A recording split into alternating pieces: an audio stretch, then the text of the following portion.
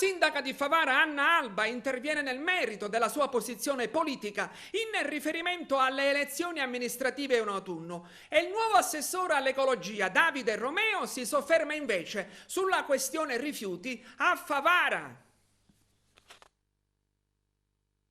5 anni intensi in cui si hanno avuto lotte interne e intestine, dico non c'è cosa peggiore del fuoco amico che ha cercato di isolare e mettere da parte un sindaco, che è cosa più sbagliata che possa essere fatto nell'ambito della politica, perché il riflesso positivo non si ha sulla persona ma bensì sulla città. Ma non voglio parlare neanche del Movimento 5 Stelle e del progetto di abbandono di questa città, perché io voglio portare il mio impegno a quello che sono riuscita a fare da sola e volontariamente isolata, perché è stato importante ed è stato difficile, un percorso sicuramente in salita. Oggi, dopo 5 anni, mentre prima c'era un no categorico, un no assoluto, sono molto corteggiata da parte di una politica di area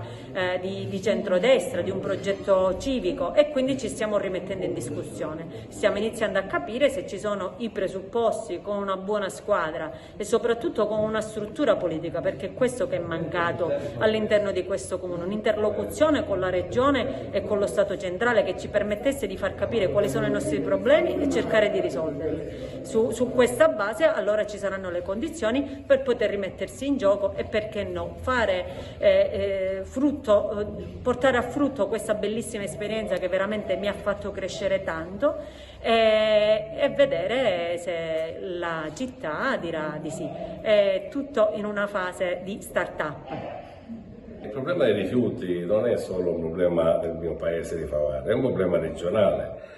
dove per molti anni si è, accantonato, non si è prestata molta attenzione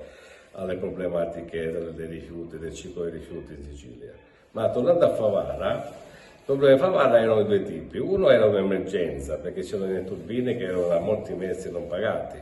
e questa emergenza è stata superata. Ora c'è un'altra fase, che è quella di considerare meglio i costi e arrivare a rimodulare il servizio partendo sia dai costi dello smaltimento e sia anche dal capitolato d'appalto.